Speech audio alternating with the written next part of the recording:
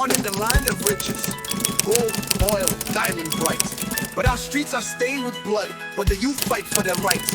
Protesting for a future, yet they're slaughtered in the night. While the leaders sit in silence, flying private jets in flight. They drive their bulletproof cars while we walk these streets.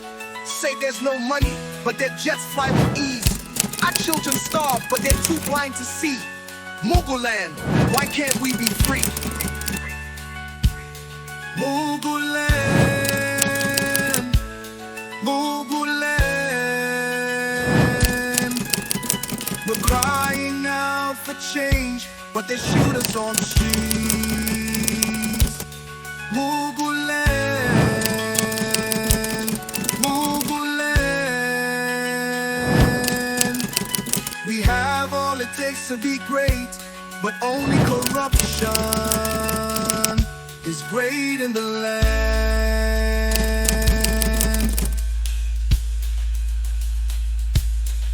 They say no money's left, but the rich keep getting fat. Their wrists shine with diamonds, private jets, imagine that. Episode 27, The Kingmaker of Muguland, The Resurgence of Paul Igweh by Ope Banwo. As the political landscape of Muguland continued to evolve, a new and formidable contender emerged to challenge Bisola Eleniyan's path to the presidency. His name was Paul Igweh, a former governor from the eastern state, Onitshaara. He is a thoroughbred Okorobian with a sterling reputation for integrity, simplicity, and an unwavering commitment to the common man. Igweh's sudden rise was dramatic and posed a significant threat to Eleniyan's meticulously laid plans. Paul Igweh had long been a respected figure in Mugulanda politics. Known for his impeccable record during his time as governor of Onitshaara state, his administration had been marked by honesty, fiscal responsibility, and a genuine concern for the welfare of his people. Unlike many of his peers, Igweh, despite being a billionaire, lived a modest life. He often traveled without an entourage, mingled with ordinary citizens, and refused to indulge in the excesses typically associated with wealth and power. He was so circumspect with spending money, especially government money, that he was nicknamed by friends and foes alike, the aka Glue of Onitshaara. Initially, Igweh aligned himself with the Raincoat People Party, RPP, Muguland's main opposition party, after leaving his local party, through which he became governor of his state. In the search of a national party, he could ride to power at the center. He'd hoped to secure the party's nomination for the presidency, believing that his track record and widespread popularity would carry him through. However, as the party's internal dynamics shifted, it became increasingly clear that the RPP's leadership had other plans. Powerful factions within the party began rallying behind another candidate, sidelining Igweh despite his grassroots appeal. Recognizing the signs of an inevitable defeat, Igweh made a bold and unexpected decision. He left the RPP in the middle of their primary selection process. His departure sent shockwaves through the political sphere, as he was one of the party's most respected figures. The RPP's leadership, already divided, was left reeling from the loss of one of its most promising candidates.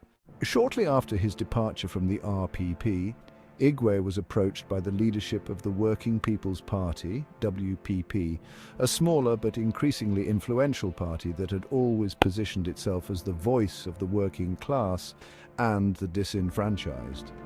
For years, the WP had struggled to find a candidate who could elevate the party to national prominence. Igweh's sudden availability seemed like the answer to their prayers. The WPP's leadership, recognizing Igweh's potential to galvanize the electorate, wasted no time in courting him.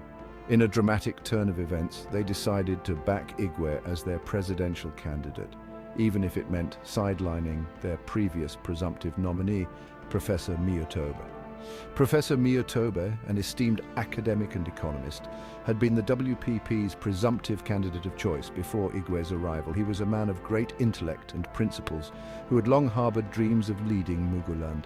However, when he saw the overwhelming support for Igweh around the country, he recognized that stepping aside was the right move, both for the party and the country. In a show of humility and selflessness, Miotobe publicly endorsed Igweh, urging his supporters to rally behind the new candidate. Paul Igweh embodies everything our party stands for, Miotobe declared. His commitment to honesty, transparency, and the well-being of the common man makes him the ideal candidate to lead our nation. I am proud to support him. The speed and enthusiasm with which the WPP embraced Igweh were extraordinary.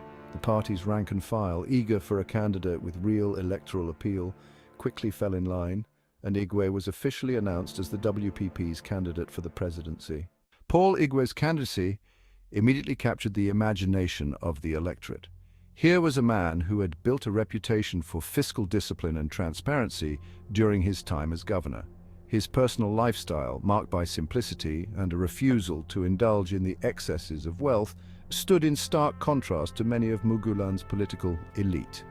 Igweh was often seen taking public transportation, mingling with ordinary citizens, and his speeches were filled with the kind of common-sense wisdom that resonated with the masses.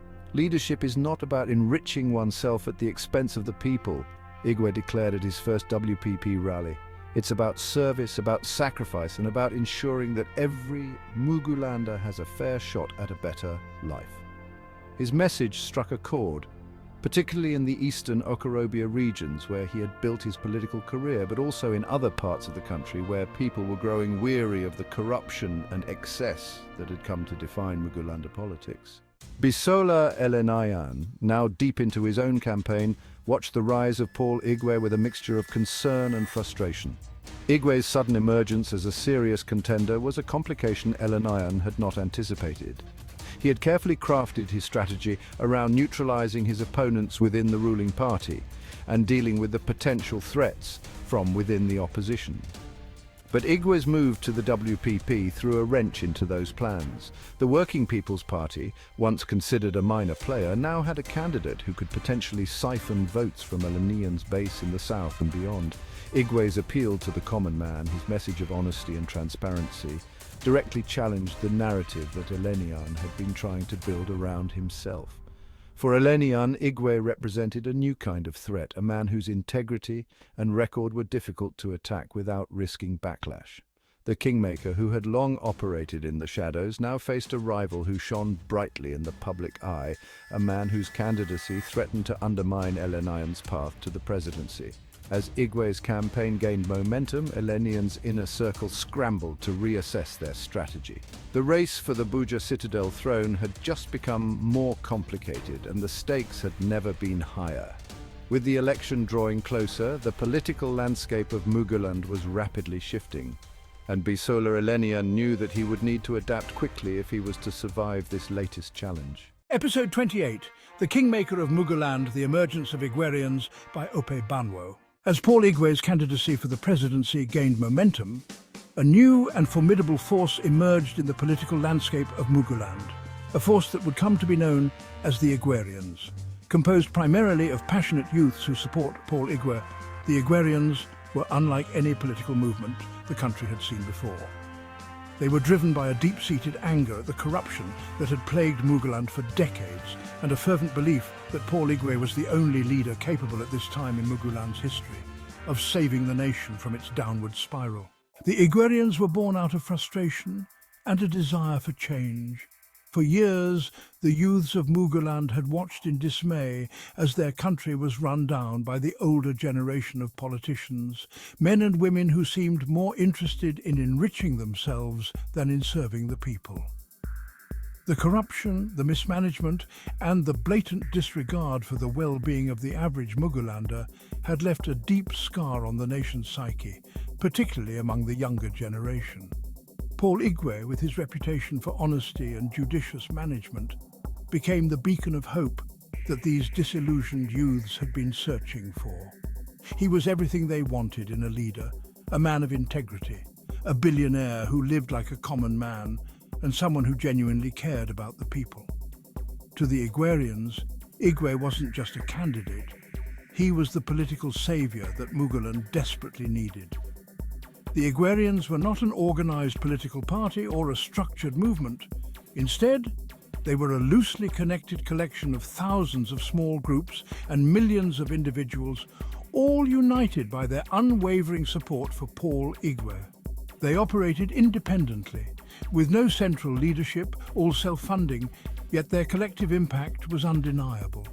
Their strength lay in their numbers and their ability to mobilize quickly, particularly on social media.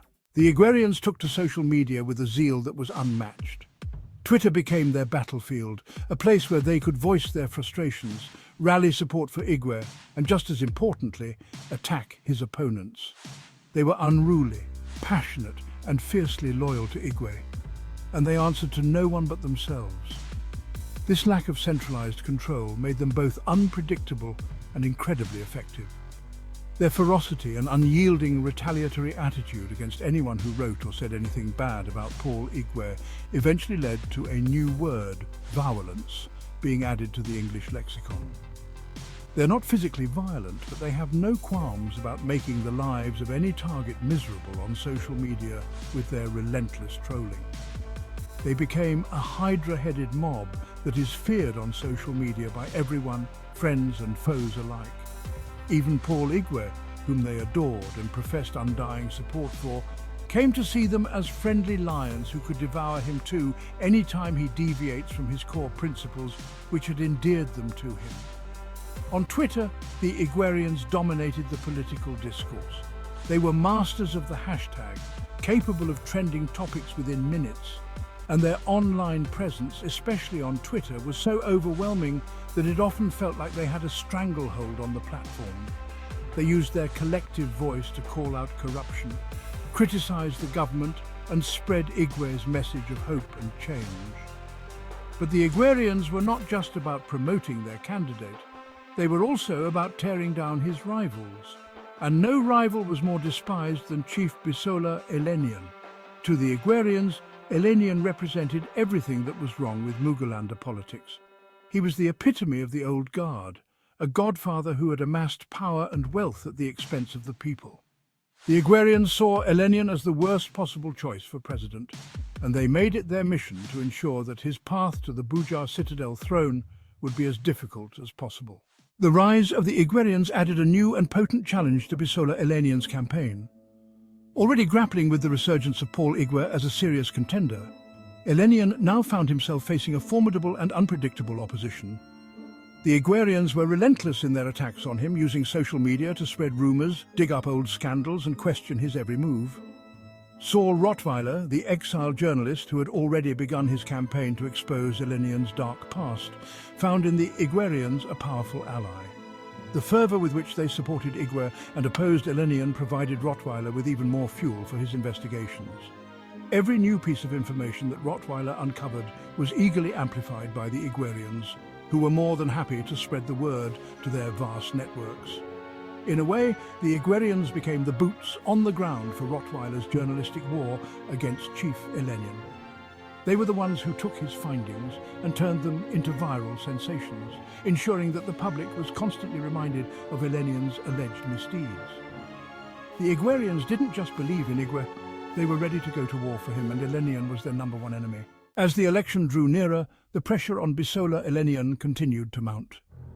The Igwerians' influence grew with each passing day, their numbers swelling as more and more young people joined their ranks. Their presence was felt not just online, but in the streets, where they organized rallies, held discussions, and even engaged in acts of civil disobedience to protest against the old political order that Eleniyan represented.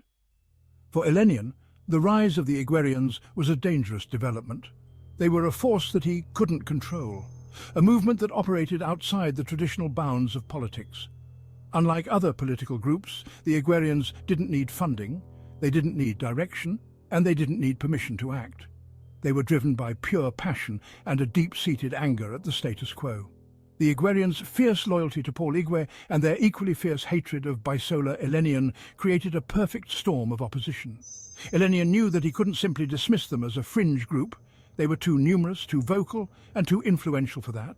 The Igwerians were a reflection of a broader dissatisfaction with the political establishment, and they had the power to sway the outcome of the election. As the political storm gathered, Eleniyan realized that he was facing not just a battle for the presidency, but a battle for his own survival, not just as a politician, but as an individual. The Igwerians had made their choice clear, and they were ready to fight for it with everything they had. The question now was whether Eleniyan could withstand the onslaught, or whether the tide of youth and change would sweep him aside. Episode 29, The Kingmaker of Muguland, The Children of Anger versus Prof. Congito, by Opa Banwo. Muguland, a land of sunshine, spice, and political drama. This vibrant nation is known for its rich cultural heritage and dynamic social landscape. It's also home to the Igwerians, a diverse group of young individuals who are united by a common cause. These aren't your typical warriors. They don't wear armor or carry traditional weapons. They don't fight with spears and shields. Instead, they wield the power of technology and social media. They fight with hashtags and retweets. Their battlegrounds are the digital platforms where they raise their voices. The Igwerians are a movement of young digital activists. They are tech-savvy, innovative, and determined to make a difference. They're fierce advocates for social justice. They organize online campaigns and mobilize communities to stand up for their rights. They believe in holding their leaders accountable. Through their relentless efforts, they aim to bring transparency and integrity to governance. And they're not afraid to make some noise about it. Their voices echo through the streets and across the internet. Leading the charge is Paul Igweh, a charismatic firebrand with a laptop and a dream. Paul is a visionary who sees the potential of the internet to unite people and drive change. He believes in the power of the internet to bring about real change. His passion and dedication have inspired many to join the cause, and he's inspired a generation to join him in the fight. Together, they form a formidable force, ready to challenge the status quo. The Igwerians are a force to be reckoned with. Their unity and determination make them unstoppable. They're young, they're passionate, and they're not going anywhere. Their energy and enthusiasm are contagious. They're the future of Muguland, whether the old guard likes it or not. With their innovative spirit and unwavering resolve, they are set to shape the future of their nation. Professor Jade Kongito, the Lion of Rock City, a living legend. He's a renowned scholar, a respected elder, and a moral compass for the nation. Kongito has always stood on the side of the people. He's a fierce critic of corruption. He's a champion for the poor and marginalized. He's the closest thing Muguland has to a saint. So, when Kongito made a shocking announcement, the nation listened. He was endorsing Chief Bisola Eleniyan for president. Eleniyan, a controversial figure, was accused of corruption and human rights abuses. This was not the Kongito everyone knew. This was a betrayal of everything he stood for. At least that's how it seemed. The Igwerians were stunned. Their hero, the man they thought was on their side, had betrayed them. Kongito, the champion of the people, was supporting a man accused of oppressing those very people. A sense of betrayal ran deep. How could Kongito, the man who spoke out against injustice, align himself with someone like Eleniyan? It didn't make sense. The Igwerians felt compelled to act. They couldn't stay silent. This wasn't just about politics anymore. This was about right and wrong. This was about the soul of Muguland. The Igwerians took to the digital battlefield. Their weapon of choice? Words. They launched a scathing online campaign denouncing Kongito's endorsement. They called him out for his hypocrisy. They questioned his motives. They accused him of selling out to the highest bidder. The hashtag Kongito betrayed us trended nationwide. The Igwerians were not holding back. They were determined to hold Kongito accountable. They wanted him to know that they were watching, and they were not afraid to call him out. Kongito, the Lion of Rock City, was not about to back down. He responded to the Igwerians' criticisms with his own fiery rhetoric. He accused them of being naive and misguided. He called them a mob driven by emotion, not reason. Kongito defended his endorsement of Eleniyan. He argued that Eleniyan was the only one who could bring stability to Muguland. He claimed that the accusations against Eleniyan were baseless. The lion had roared, but instead of silencing his critics, he had only fueled their fire. The battle lines were drawn, the gloves were off. This was war. The battle raged on social media. The Igwerians, armed with their hashtags and memes, were relentless in their criticism of Kongito. They dug up old videos and articles trying to expose his hypocrisy. Kongito's supporters rallied to his defense. They praised his wisdom and experience.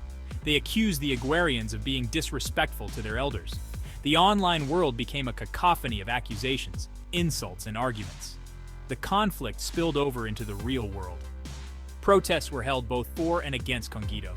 The media couldn't get enough of the drama. The nation was captivated.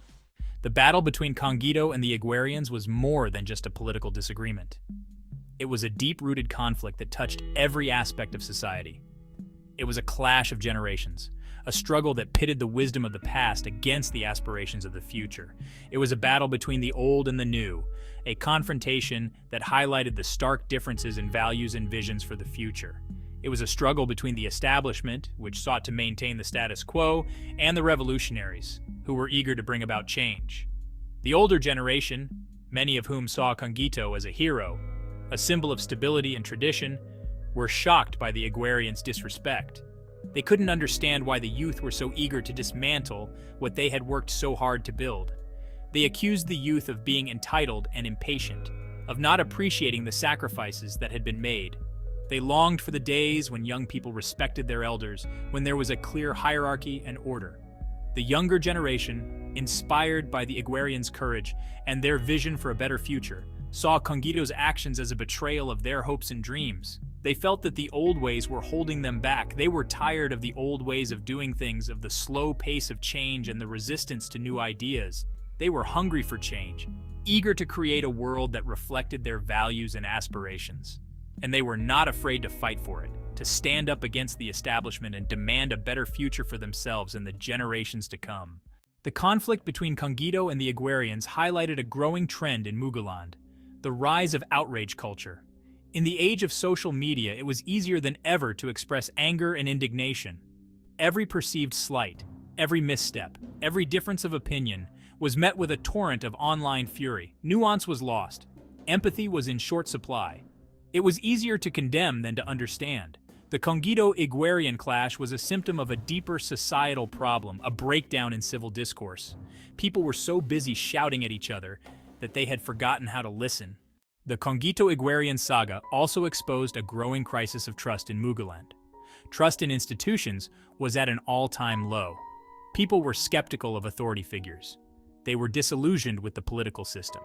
The Igwerians' distrust of Congito stemmed from this deeper sense of disillusionment. They had grown up in a world where corruption was rampant and promises were broken. They were wary of anyone in a position of power. This lack of trust had a corrosive effect on Muguland society. It made it difficult to have meaningful conversations about important issues. It created an environment of suspicion and hostility. The clash between Congito and the Igwerians had profound implications for the future of Muguland. It exposed the deep divisions that existed within society. It highlighted the need for greater understanding and empathy.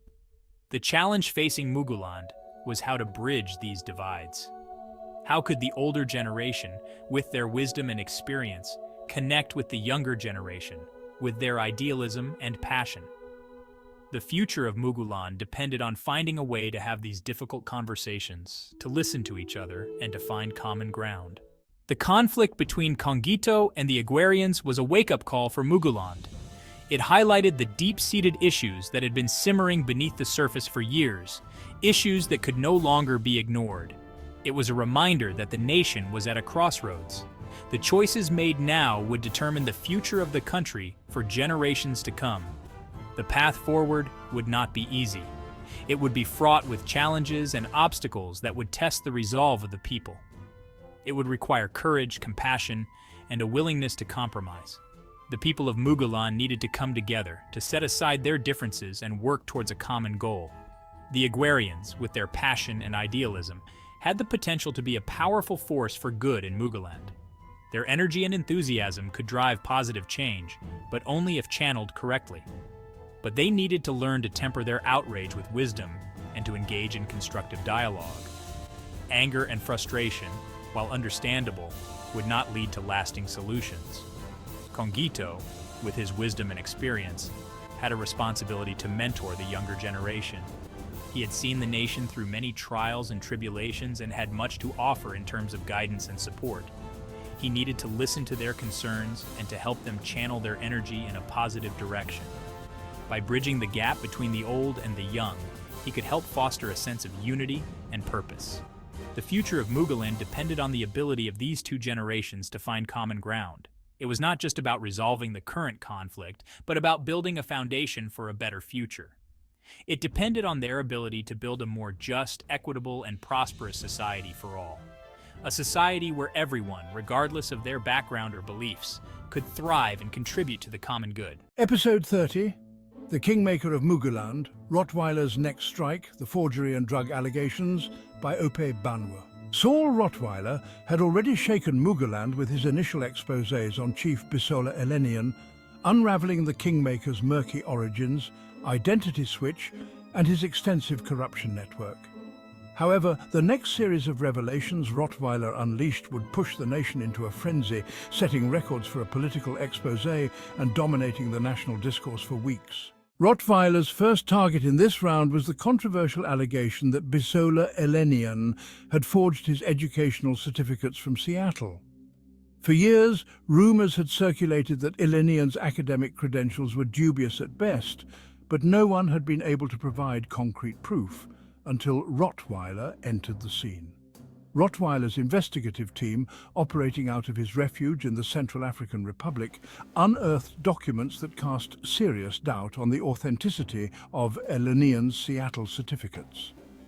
The discrepancies in dates, mismatched records, and testimonies from individuals involved in the issuance of these certificates painted a damning picture. In his meticulously detailed article titled "The Seattle Mirage Unveiling the Certificate Forgery of Chief Bisola Eleniyan," Rottweiler laid out the evidence in a way that was impossible to ignore. The academic records of Bisola Eleniyan, the article read, are riddled with inconsistencies that suggest a deliberate attempt to deceive. The dates on the certificates do not match the records of the institution, and the signatures appear to have been altered. These documents raise serious questions about whether Eleniyan ever truly attended the prestigious Seattle school he claims to have graduated from. The exposé shocked the nation. Within hours, the article was being shared across social media platforms, downloaded by millions of people curious to see the evidence for themselves. In just 2 days, this latest report had been downloaded over 20 million times, setting another record for a political exposé in Muguland. The story was everywhere, on television, in newspapers, and across the internet. The Seattle forgery allegation had become the #1 topic of conversation in the country. As if the forgery allegations weren't explosive enough, Saul Rottweiler soon followed up with another bombshell: the revelation of Bisola Eleniyan's alleged involvement in a drug-related forfeiture case in the United States. This was not a new story, but Rottweiler's investigation brought forth new evidence that reignited the controversy at a critical moment in the election. In an article titled "The Shadow of Narcotics: Bisola Eleniyan's Ties to Drug Money," Rottweiler detailed how Eleniyan had been linked to a case in which US authorities had seized millions of dollars from accounts allegedly tied to drug trafficking. The documents, which included US court records, suggested that Eleniyan had forfeited these funds to avoid a criminal trial. The documents obtained, Rottweiler wrote, revealed that Bisola Eleniyan was associated with several bank accounts that were seized by US authorities under suspicion of being involved in drug transactions. Although Eleniyan's lawyers have argued that the forfeiture was not a conviction and that the accounts, not their owner, were penalized, they have failed to explain how these accounts could engage in drug trafficking without the involvement of the account holder. Rottweiler's revelations sent shockwaves across Muguland. The exposés dominated the headlines, and for weeks the country was abuzz with discussions about the implications of these findings. Television commentators dissected every detail, hosting panel discussions that drew in political analysts, legal experts, and even former law enforcement officials to weigh in on the controversy. Igwerians, who had already been fervently supporting Paul Igweh and opposing Bisola Eleniyan, seized on the new revelations with zeal. They held impromptu Twitter spaces, live audio conversations on the platform where they discussed the implications of Rottweiler's findings and strategized on how to use this information to further discredit Eleniyan. "These documents don't lie," one Igwerian declared in a particularly fiery Twitter space that drew thousands of listeners. "We've been saying it all along. Bisola Eleniyan is not fit to lead Muguland. And now, thanks to Saul Rottweiler, the tenacious, stubborn pursuer of the Kingmaker, the truth is out there for everyone to see." Another participant chimed in, "It's not just about the money, it's about trust. How can we trust a man who can't even prove where he went to school? Someone who was obviously involved in drug trafficking. We deserve better." These conversations were not confined to social media. They spilled over into the mainstream, with news anchors quoting Twitter users and referencing the heated debates happening online. The revelations were discussed in Parliament, in markets, in schools and in homes across the nation. Rottweiler had become the most Googled name in Muguland for that month, his exposés trending as the #1 story for weeks. The national conversation was punctuated by unforgettable exchanges that reflected the deep divides and passions stirred by Rottweiler's work. In one televised debate, a prominent commentator, clearly exasperated, exclaimed, "How does a bank account engage in drug trafficking without its owner knowing? Are we supposed to believe that money launders itself now? The people of Muguland deserve answers, and we won't stop until we get them." Another commentator, more sympathetic to Eleniyan's camp, countered, "This is a smear campaign, pure and simple. The timing is too convenient. Rottweiler is a mercenary, paid to do the bidding of Eleniyan's enemies. We shouldn't let these baseless allegations distract us from the real issues." But the public was not easily swayed. The evidence was too compelling, the questions too numerous. As the nation grappled with the revelations, the once unassailable image of Bisola Eleniyan began to crumble. For the month following the exposés, Saul Rottweiler was the most Googled name in Muguland. His investigations had captured the nation's attention, and his work was being cited by media outlets across the globe. The man who had once been forced into exile was now at the center of the biggest political storm in Muguland's history. The fallout from Rottweiler's reports was far from over. As the election drew nearer, the revelations continued to loom large over Eleniyan's campaign. The nation was watching, waiting to see what would come next. And with each passing day, the pressure on Bisola Eleniyan grew as Rottweiler's investigations cast a long shadow over his bid for the presidency. Episode 31. The loudmouthed Eleniyan defender Augustus Onironla's counterattacks. In the midst of the relentless exposés by Saul Rottweiler that had shaken the nation and cast a long shadow over Chief Bisola Eleniyan's political ambitions, a lone, fiery voice rose to the defense of the embattled Kingmaker. That voice belonged to Augustus Onironla, a seasoned lawyer and self-proclaimed champion of justice, and a senior advocate of Muguland, who had once been a relentless critic of Chief Bisola. Now, however, he stood as one of his most vocal and fervent defenders, a transformation that left many Mugulanders both bewildered and skeptical, from prosecutor to defender. Years earlier, Augustus Onironla had been a thorn in Chief Bisola's side. As a young idealistic lawyer, Onironla had passionately pursued a legal case against Alay City and Chief Bisola Eleniyan, accusing him of certificate forgery and identity theft. His crusade had taken him all the way to the Muguland Supreme Election Tribunal, where he fought tirelessly for nearly a decade, determined to bring Chief Bisola to justice. He had publicly denounced Chief Bisola as a fraud and a disgrace, a man unworthy of any position of leadership, and sued the Alay City Assembly for clearing him of all corruption charges, especially the certificate forgery issue. Yet, in a twist that left the nation stunned, Onironla had done a complete about-face. Now, he was Chief Bisola's most ardent defender, his transformation complete as he took to the airwaves, newspapers and social media to rebut the damning reports published by Rottweiler. The legacy of Chief Gandhi Alagidi. Onironla's drastic change in allegiance was particularly shocking given his early career under the mentorship of the legendary Chief Gandhi Alagidi, a name synonymous with the fight for justice and the protection of the poor and powerless. Chief Gandhi was a towering figure in Muguland's legal and activist circles, known for his relentless battle against government corruption and his unwavering commitment to defending the rights of the downtrodden. Chief Gandhi had galvanized an entire nation, leading countless protests, court cases, and campaigns to hold the powerful accountable. His name was spoken with reverence by the masses and with fear by those in power. He was a man who lived and died by his principles, literally as he tragically succumbed to a coronary while passionately arguing a case against government corruption in court. His death was a national tragedy, marking the loss of a true hero of the people. Anti-corruption crusader turned establishment apologist. It was under Chief Gandhi's tutelage that Augustus Onironla had cut his teeth as a young lawyer.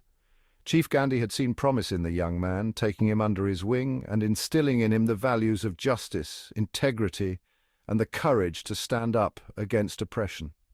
Onironla had once been seen as the heir to Gandhi's legacy, poised to continue his mentor's work and fight for the marginalized. But now that legacy seemed all but forgotten. As Onironla took to the media to defend Chief Bisola Eleniyan, many who had once admired him were left wondering what had become of the promising young lawyer who had once fought so fiercely for justice. Social media was ablaze with commentary, with some expressing their disappointment in Onironla's transformation from prosecutor of the corrupt to the defender of the face of corruption in Muguland. One particularly cutting tweet read, "If Chief Gandhi Alagidi could see what his protégé has become, he'd be turning in his grave. Augustus Onironla, from a warrior for justice to a weapon for oppressors.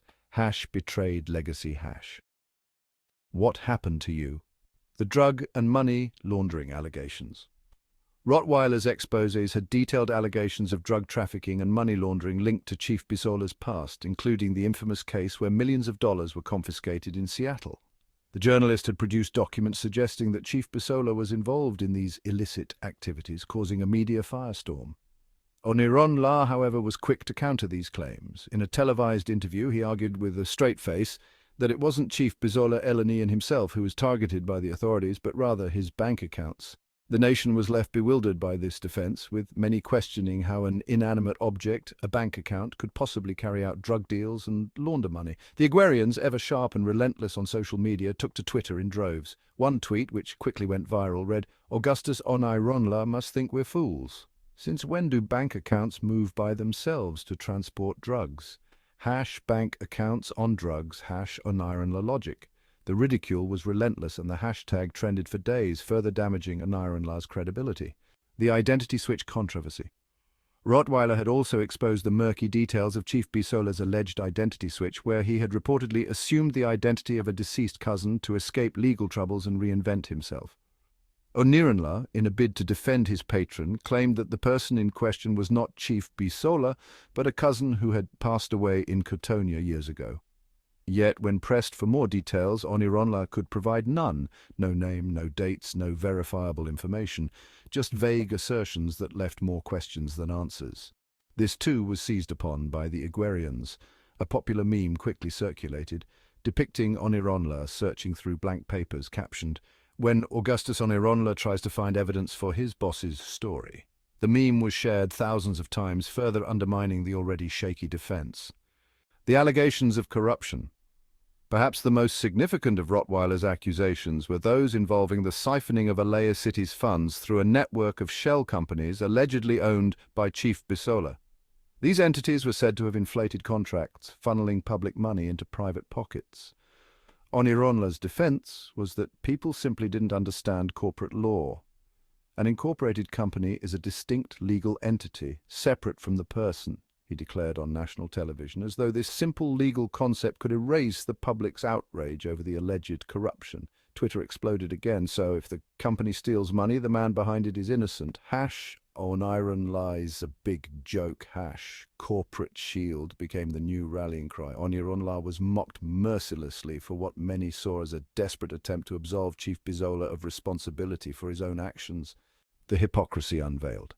But what made Onironla's defense even more galling to the public was his history. Not long ago, this same man had been Chief Bisola's most vocal critic, going so far as to sue the LA city government for failing to prosecute him for the same crimes he now defended.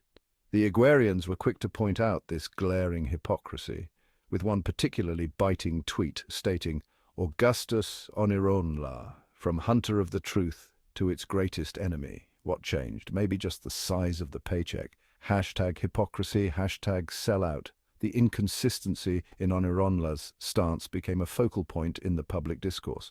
On television debate shows, commentators tore into his credibility. Here's a man who spent a decade trying to destroy Chief Bisola, only to turn around and defend him with the same breath. "What does that tell you about his integrity?" one commentator remarked during a heated panel discussion. Denying the past. When Onironla was first accused of supporting a man he had prosecuted for forgery for years, he delivered a defense that left many incredulous. With a straight face on national television, he stated, "I did not sue Chief Eleniyan. What I did was sue the Alaya City Assembly. not Chief Eleniyan himself. The show's host, a fearless presenter on Sunset Television, unable to hide his skepticism, asked Onironla to explain how that made any sense, since the case at the heart of his fight back then was about forgery and impersonation directly involving Chief Bisola Eleniyan. Onironla's response was sharp and defensive. "I'm not here to talk about the past. My focus is on how we can move our nation forward."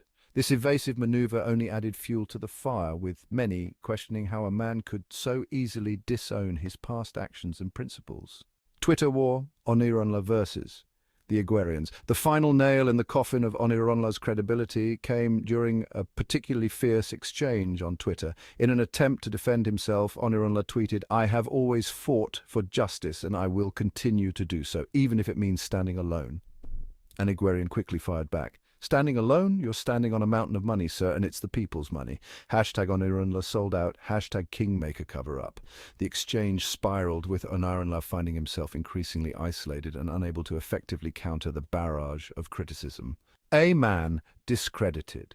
Augustus Onironla's attempts to defend Chief Bisola only served to damage his own reputation further. Once a respected lawyer, he was now seen as nothing more than a mouthpiece for a corrupt regime, willing to twist facts and deflect accusations to protect his benefactor. The public saw through his arguments, and his credibility was left in tatters, reduced to the subject of ridicule and scorn. The inexplicable transformation of Onironla Sam made many to ponder the cost of ambition and the ease with which principles can be traded for power. In the end, Onironla's spirited defense of Chief Bisola Eleniyan did little more than expose the lengths to which some will go to protect those who hold the keys to power, even at the expense of their own integrity.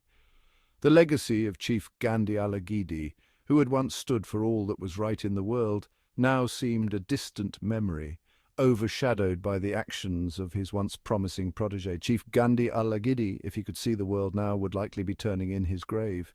The man who had once fought for justice and righteousness, a man who had inspired Augustus Onironla, had seen his life's work and values discarded by his protege in pursuit of power and influence. The narrative serves as a powerful reminder of how easily one's principles can be corrupted, and how the pursuit of power can lead even the most righteous to compromise their lifelong convictions. Episode 32, The Bounty on Rottweiler. Saul Rottweiler's relentless investigation had struck a nerve, and the powerful forces behind Bisola Eleniyan's campaign knew they had to act quickly to neutralize the threat he posed. The series of damning exposés had not only shaken Eleniyan's campaign, but had also turned Rottweiler into a household name. The man who had been forced into exile was now a global symbol of resistance against corruption. However, his newfound fame came with a deadly price: the dead or alive bounty.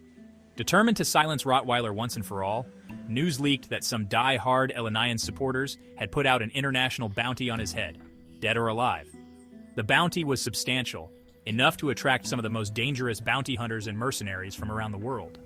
Rottweiler's continued existence had become a threat too great to ignore, and the orders were clear: bring him in or eliminate him. The bounty was not a public affair. It was whispered in the shadowy corridors of power, passed along through secret channels and dark networks. But word spread quickly among those who thrived in the underworld. Soon, Rottweiler was not just a journalist on the run. He was the most wanted man across multiple continents.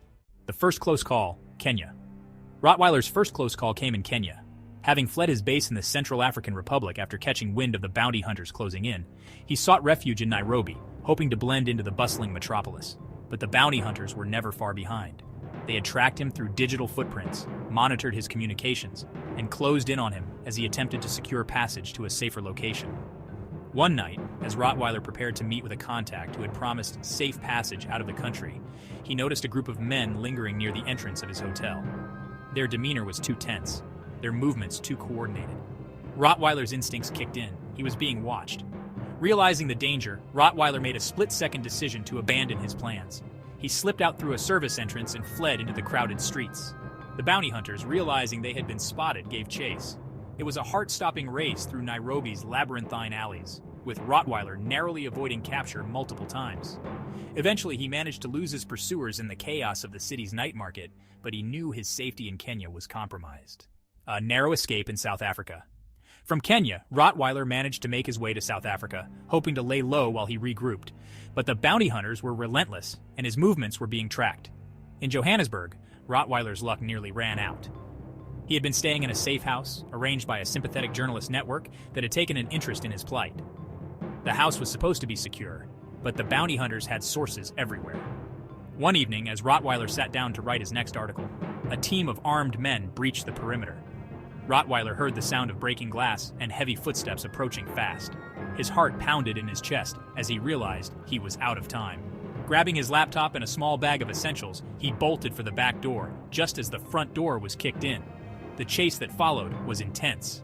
Rottweiler darted through the narrow streets, dodging bullets and leaping over obstacles as the bounty hunters closed in. He could hear them shouting, their footsteps pounding behind him. Just as he thought they might catch him, Rottweiler spotted an open manhole cover and, without hesitation, jumped in. The sewers of Johannesburg provided an unexpected escape route. Rottweiler crawled through the filth and darkness, emerging several blocks away from the safe house. Covered in grime but alive, he managed to find temporary refuge with a local contact who whisked him out of the country before the bounty hunters could regroup. The Ghana incident. After his near-fatal encounter in South Africa, Rottweiler decided to head to Ghana, a country known for its relative stability and robust press freedom.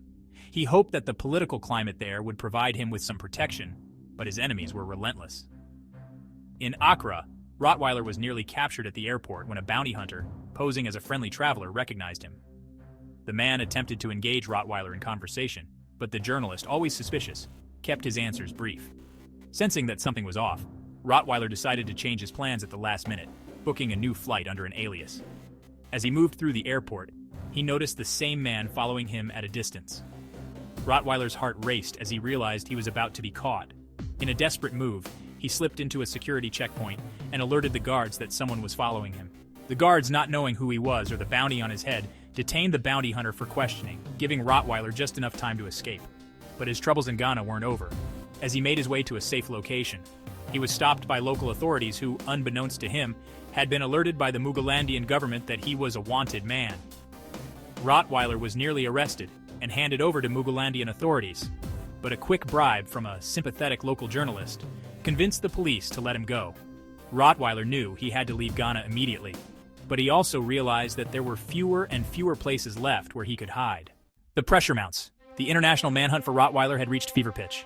He was constantly on the move, hopping from country to country, trying to stay one step ahead of the bounty hunters who were closing in on him. The stress was immense, but Rottweiler was determined to continue his work.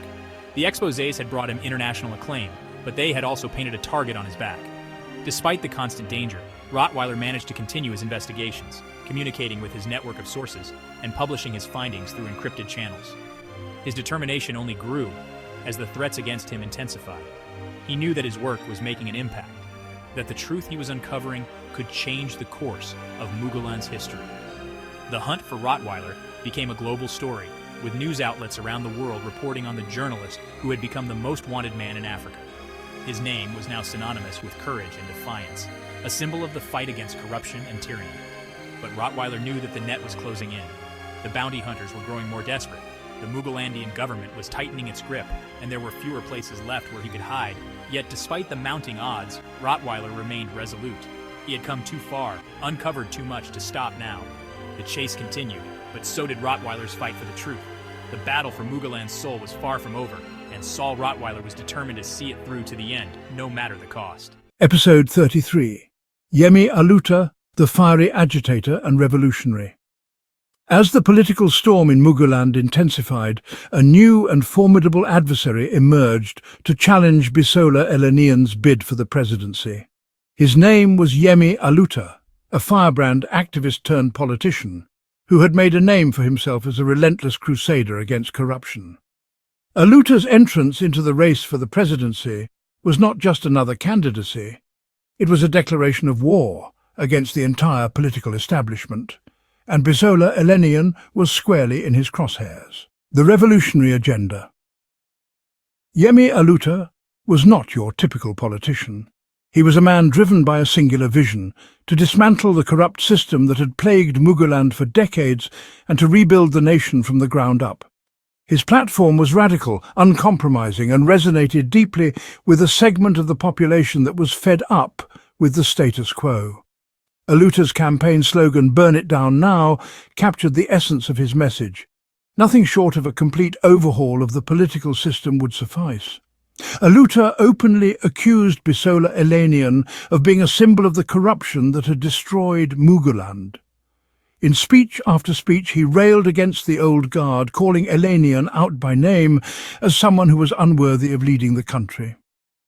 Bisola Eleniyan is the epitome of everything that is wrong with Mugulander politics, Aluta declared at one rally.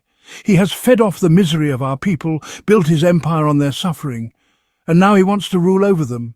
We say no, it's time to burn down this rotten system and build something new. Aluta's rhetoric was fiery, and it struck a chord with many young people who felt disillusioned and betrayed by the political establishment. They were tired of empty promises, tired of seeing the same faces in power, and tired of watching their country deteriorate while the rich and powerful grew richer. To them, Yemi Aluta represented a break from the past, a chance to reset the nation's course. The followers of Yemi Aluta. Yemi Aluta commanded a passionate following, particularly among the youth. His supporters were known for their intensity and their willingness to confront anyone who stood in their way. Like the Igwerians who supported Paul Igweh, Aluta's followers dominated Twitter, using the platform to amplify their message and to attack their enemies.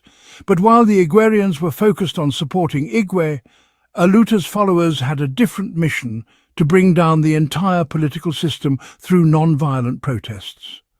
They often clashed with the followers of Bisola Eleniyan, Paul Igweh, and even Alhaji Haruna Tanku, the leader of the Raincoat People Party, RPP, from which Igweh had defected. The online battles between these groups were fierce, with insults, accusations and threats flying back and forth. The Igwerians saw Aluta as too radical, too inconsistent and too inexperienced to lead the country. Aluta's followers, in turn, viewed Igweh as part of the same corrupt establishment they were trying to destroy, just with a kinder face. One Igwerian tweeted during a particularly heated exchange, "Yemi Aluta talks about burning everything down, but what has he actually built? We need real solutions, not just slogans. Paul Igweh is the only one who can lead us to a better future." An Aluta supporter shot back, "Igweh is just another pawn in the corrupt system. We don't need solutions that keep the same old guard in power. We need a revolution, burn it all down and start over." A thorn in Eleniyan's flesh. For Bisola Eleniyan, Yemi Aluta was more than just another candidate. He was a dangerous thorn in his side. Unlike Paul Igweh, who represented a more conventional political threat, Aluta's campaign was unpredictable and radical. His calls to dismantle the system resonated with the growing discontent among the youth, and his relentless attacks on Eleniyan's character and past corruption struck a nerve. Eleniyan's camp struggled to counter Aluta's message.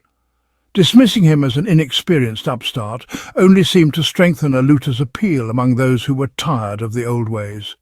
The more Eleniyan's supporters tried to undermine Aluta, the more his followers rallied around him. There were those who argued that the pride of place among the youth should have belonged to Yemi Aluta rather than Paul Igweh. After all, Aluta's rhetoric was in tune with the anger and frustration of a generation that felt betrayed by their leaders. But Aluta's perceived lack of political maturity, his inexperience in statesmanship, and the apparent contradiction of running for president in a system his party wanted to dismantle held him back from fully capturing the youth vote. Somehow he could not explain how he plans to burn everything down now, while at the same time he kept insisting he is not for violence. One Igwerian, who said he was formally sympathetic to Yemi Aluta, asked pointedly on his Twitter handle, "How do you burn down something without doing any violence? And more importantly, why do you want to be president in a system you want to burn down?" A polarizing figure. Despite the apparent contradiction in his message and his walk, Yemi Aluta's presence in the race added another layer of complexity to an already chaotic election. His radical platform divided opinions and intensified the clashes between different factions of the electorate. Some saw him as a necessary disruptor, someone who could bring about the change that was so desperately needed. Others viewed him as a dangerous demagogue, whose rhetoric could lead the country into anarchy. But no matter where one stood on Aluta's candidacy, there was no denying that he had become a force to be reckoned with. His followers, though fewer in number than the Igwerians, were no less passionate or determined. They were ready to burn down the old order and rebuild something new, and they didn't care who got in their way, even if it was someone like Paul Igweh. The gathering storm. With Yemi Aluta in the race, the battle for Muguland's future had become even more intense. The old guard, represented by Bisola Eleniyan, was fighting to maintain its grip on power. The reformists, led by Paul Igweh, were pushing for change within the system, and the revolutionaries rallied behind Yemi Aluta were calling for the entire system to be torn down and replaced. The stage was set for a showdown that would determine the fate of the nation. The youth of Muguland, restless and angry, were more engaged than ever before, and their voices were shaping the course of the election.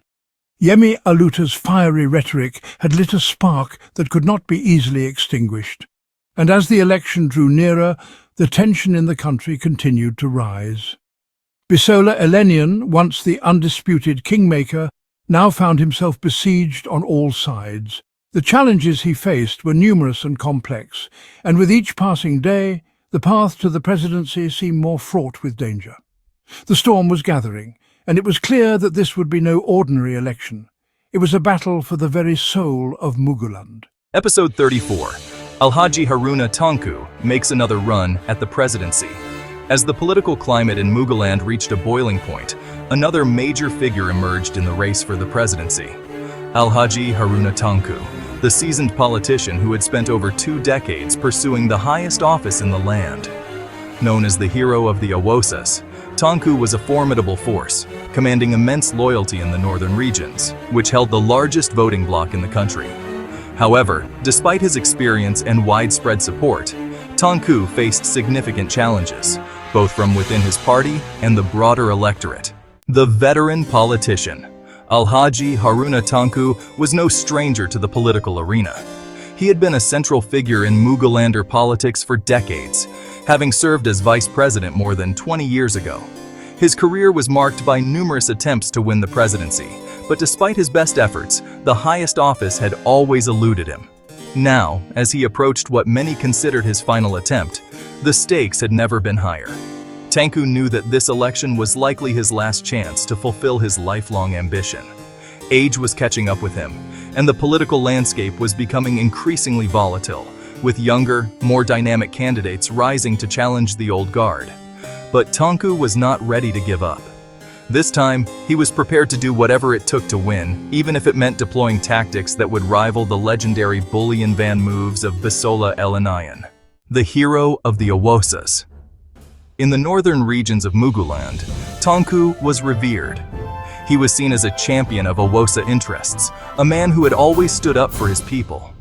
His political base was solid, and with the north holding a significant portion of the electorate, Tanku believed he had the numbers to finally secure the presidency. However, his path to victory was far from straightforward. One of Tanku's greatest strengths, his regional popularity, was also a potential liability. Many Mugulanders were weary of the idea of another Awosa succeeding the current president, who was also from the northern Awosa lands. The sentiment was that the country needed a leader from a different region to ensure balance and fairness in governance. This regional tension was a significant hurdle for Tanku, one that he would have to navigate carefully if he hoped to win the support of voters outside his stronghold. Moreover, Tanku was not without his own scandals. Like many of his peers, he had long been dogged by allegations of corruption. Although he had never been convicted of any crime, the whispers of corruption had persisted throughout his career, and they threatened to undermine his bid for the presidency. In a country already jaded by corruption scandals, Tanku's image was a double-edged sword. While some saw him as an experienced leader, others viewed him as part of the problem. The final gamble. Recognizing the challenges he faced, Tanku decided to pull out all the stops for this election. He knew that Bisola Eleniyan, with his deep pockets and political machine, would be his main rival.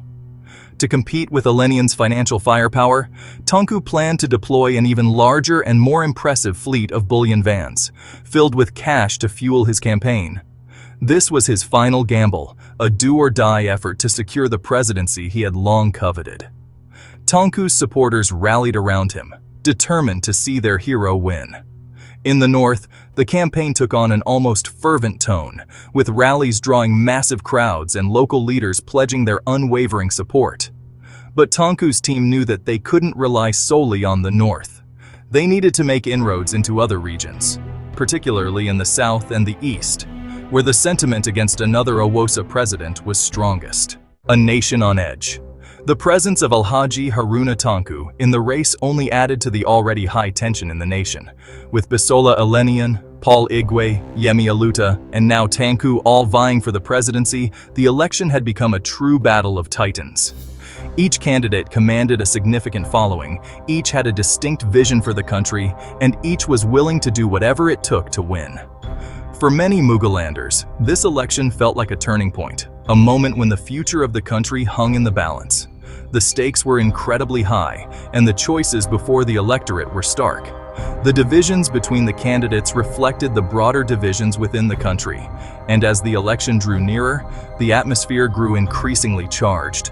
The biggest question on everyone's mind was whether Tanku's experience and regional support would be enough to carry him to victory, or whether his baggage and the desire for change would prove too great an obstacle. As the campaign entered its final stages, Muguland braced itself for an election like no other, one that would test the very fabric of the nation. Episode 35, The Midnight Declaration. The political landscape of Muguland was already a tumultuous sea of alliances, betrayals, and fierce competition, but just as the various camps were solidifying their strategies and gearing up for the final stretch toward the elections, a shocking event threw everything into disarray. A surprise move that would be known as the Midnight Declaration. The betrayal. The vice president of Muguland, Reverend Olabode Agbejoro, a man who had long been viewed as the political protege and loyal ally of Bisola Eleniyan, stunned the nation with a sudden and unexpected declaration of his intention to run for the presidency. The declaration was not made in a grand hall, before a cheering crowd, or in a well-attended press conference. No, it was made in the dead of night, in an empty, dimly lit hall, and released as a video to the public. This subtle yet calculated move sent shockwaves through the country. Reverend Olabode Agbejoro, known as a man of God and a person of integrity, had always been considered a political son of Bisola Eleniyan. It was Bisola who had stepped aside 8 years ago, giving up his own ambition to become vice president, and instead nominating this man, a former commissioner under his governorship, for the position. The nation had always viewed Agbejoro as someone who would never betray Bisola, someone who would remain loyal to the end, because he was also a very respected senior pastor in the land. But politics, as Mugulanders knew too well, was a game of shifting loyalties and hidden ambitions. For years, the vice president had quietly sidled up to the president, subtly undermining his benefactor while positioning himself as the president's natural successor. And now, as the election season reached its peak, he pulled off the mask of subtlety and made his move. In a move many commentators later determined was cowardly, disrespectful to Nigerian voters, and amateurish in its delivery, Reverend Olabode Agbejoro did not make his declaration for the presidency of Muguland in broad daylight before thousands of thronging fans, or even at a public press conference where he could be questioned by the press, as has been traditional in Muguland and worldwide for ambitious politicians. Instead, Reverend Agbejoro decided to declare his candidacy via a recorded video, recorded in an empty hall in the middle of the night with no witnesses. In his unusual midnight declaration video, Agbejoro spoke of the need for new leadership, for integrity, and for a break from the old ways of doing things. He did not mention his previous mentor, political godfather and public office sponsor, Chief Bisola Eleniyan by name, but the condemnation of the old guard was implicit in his words. Muguland stands at a crossroads, he declared in a calm, measured tone. We can no longer afford to be bound by the politics of the past. It is time for a new vision, a new path forward. I am ready to lead us into that future. The nation's reaction. The nation was shocked. The vice president had always been seen as a man of quiet strength, a respected figure, but a temperate public figure who rarely made bold moves. For him to suddenly declare his candidacy in such a dramatic and unconventional manner was completely out of character, or so it seemed. Many could not believe that this man who owed so much of his political career to Chief Bisola Eleniyan would openly challenge his former boss. Social media exploded with reactions. The Igwerians, Yemi Aluta's followers, and even the supporters of Alhaji Haruna Tanku were all abuzz with the news. The vice president's declaration was analyzed, dissected, and debated endlessly. Some praised his courage, seeing it as a sign that he was ready to break free from the shadows and step into his own. Others condemned him as a traitor, a man who had bitten the hand that fed him. A popular tweet captured the sentiment of many. The Midnight Declaration is the ultimate betrayal. How does a man who is lifted up by another turn around and stab him in the back? This is why Muguland can never move forward. Bisola Eleniyan's response. As the nation reeled from the vice president's announcement, all eyes turned to Bisola Eleniyan. How would the Kingmaker respond to this blatant betrayal? Would he launch a counterattack?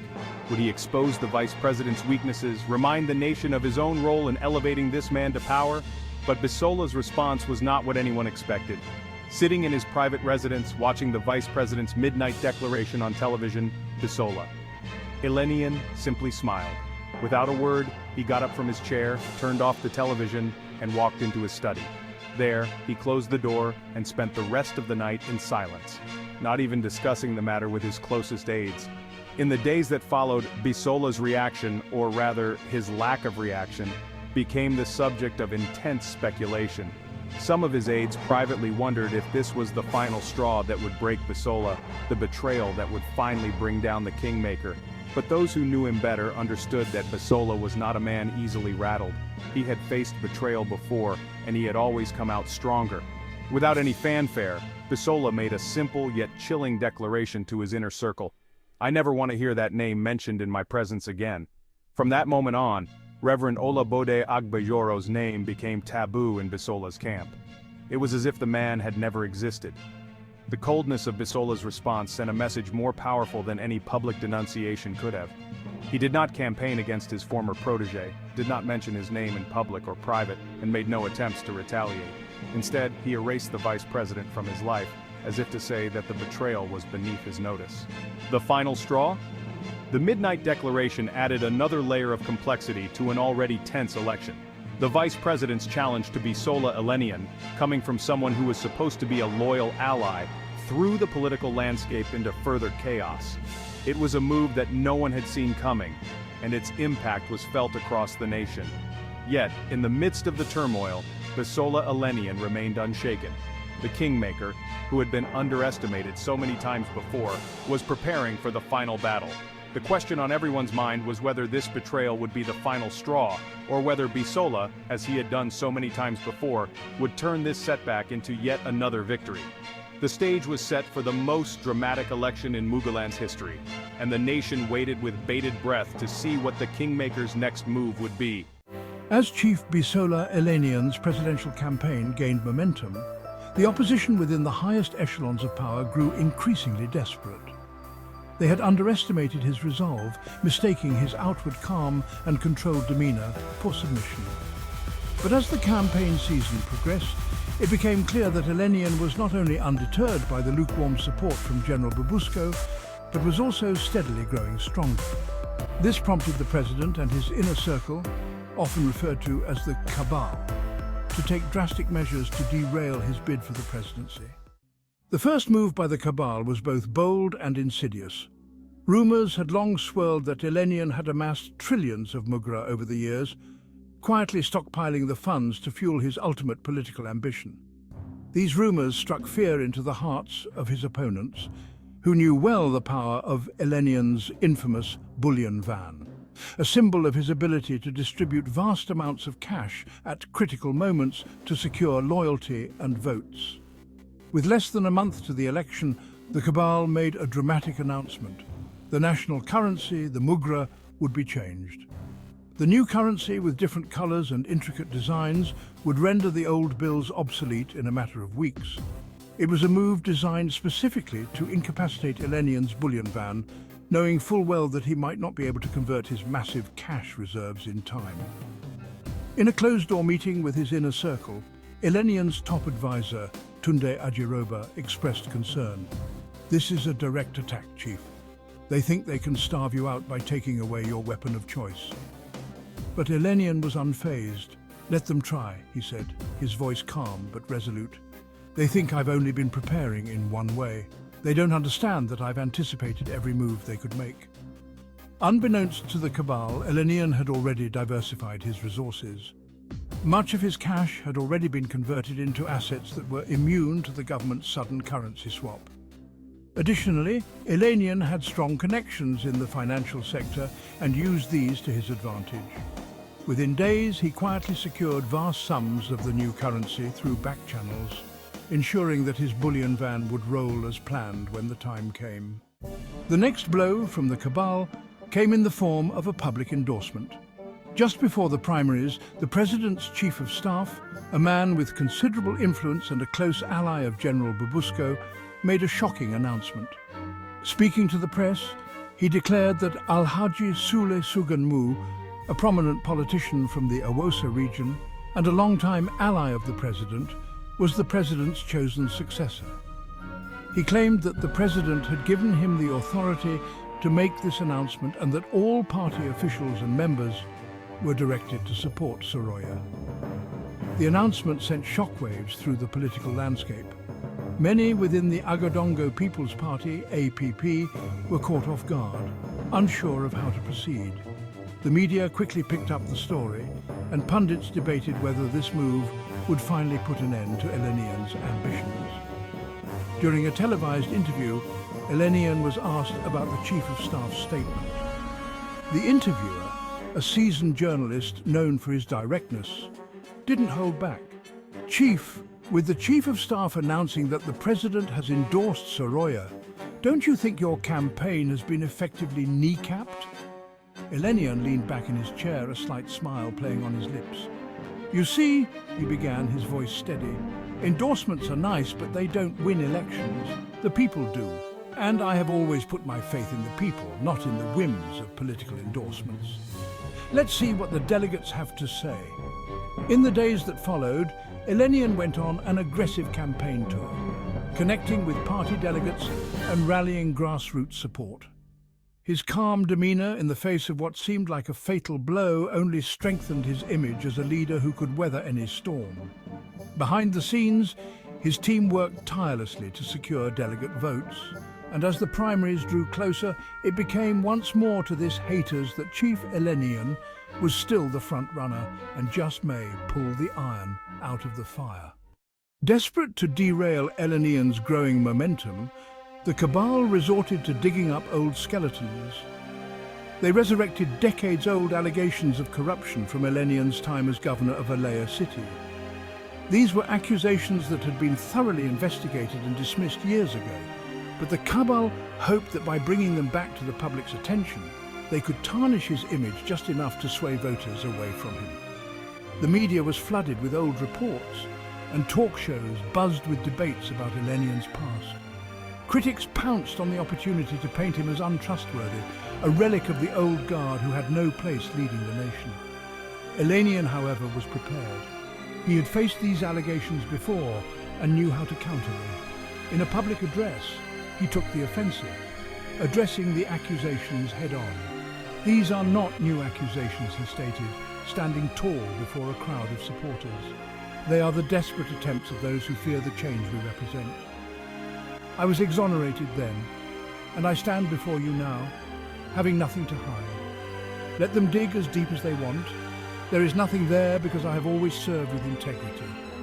His response was met with thunderous applause. Eleniyan's ability to face down these attacks with confidence only served to solidify his support. His campaign released detailed documents and testimonies from the original investigations, further discrediting the allegations. The public, especially those who supported Eleniyan, already weary of political mudslinging, largely dismissed the claims as a last-ditch effort by the Cabal to prevent the inevitable. Despite the Cabal's relentless efforts, Chief Bisola Eleniyan pressed on, undeterred and increasingly unstoppable. His resourcefulness, resilience and unshakable belief in his destiny to lead Muguland allowed him to not only survive, but thrive in the face of adversity. Each obstacle thrown his way only seemed to make him stronger, his resolve firmer. As the electioneering campaigns drew to a close, Chief Bisola Eleniyan remained unmoved. His parade of destiny just kept rolling regardless of the amount of rain that was pouring from the clouds. To all observers, Chief Eleniyan's candidacy appears to have an air of inevitability about it. The man had been underestimated, attacked and betrayed, but he just keeps rising above it all. It is now clear to all that if Chief Eleniyan were to claim victory in the upcoming election, it would go down in history as one of the most hard-fought and consequential in Muguland's history. The eve of the primary election for the Agadongo People's Party was one of the most anticipated events in Muguland's recent political history. The stakes were enormous, and the party's convention was set to determine who would bear the APP's presidential banner into the upcoming general election. For many, this night was expected to be a battlefield, where the most formidable political warriors of the APP would clash in a fight for the party's soul. But what transpired instead was an event so extraordinary that it would be remembered as the night of the return of the prodigals. The APP boasted some of the most powerful figures in Muguland's political landscape, and the list of contenders for the party's presidential ticket was formidable. Among them were seasoned politicians, former governors, ministers, and business magnates. Each contender had built a strong following and possessed the financial muscle to mount a serious challenge. But at the center of it all was Bisola Eleniyan, the Kingmaker himself, who had quietly and methodically positioned himself as the frontrunner. Bisola's reputation for outmaneuvering his rivals was well known, and many believed that he would inevitably emerge as the party's candidate. Yet the sheer number of powerful adversaries he faced suggested that this would be no easy victory. As the convention commenced, the atmosphere was electric. Delegates from across the country filled the convention hall, eager to see how the night would unfold. One by one, the candidates took to the stage to make their final pitches to the party faithful, each presenting their vision for Muguland and their credentials for leadership. The tension was palpable, and the stakes could not have been higher. Then something remarkable happened. One of the leading candidates, a former governor with a strong regional base, took to the stage. He began by extolling his achievements and outlining his plans for the country. But as he spoke, it became clear that something was off. His tone shifted, his words became more hesitant, and then, to the shock of the audience, he abruptly announced that he was withdrawing from the race. With a dramatic pause, he turned toward Chief Bisola Eleniyan, who was seated calmly at the front, and walked over to him. In a gesture of submission, the former governor knelt slightly before Bisola and declared his full support for his candidacy, symbolically returning to the fold of his political father. The hall erupted in applause, but the spectacle was far from over. One by one, the other high-powered contenders followed suit. A former minister, a business magnate, a renowned senator, each took to the stage, delivered a brief speech, and then, in a stunning display of unity, walked over to Bisola Eleniyan and similarly pledged their allegiance. It was as though they had all looked into the political abyss, seen the perilous path that lay ahead, and decided that the risk was too great. Better to return to the Kingmaker's fold than to take the leap that could lead to political oblivion. As this spectacle unfolded, whispers began to circulate among the delegates and observers in the convention hall. Some speculated that Bisola Eleniyan had orchestrated the entire scenario, sponsoring these candidates to create the illusion of competition and to close out any other serious contenders who might have been tempted to run.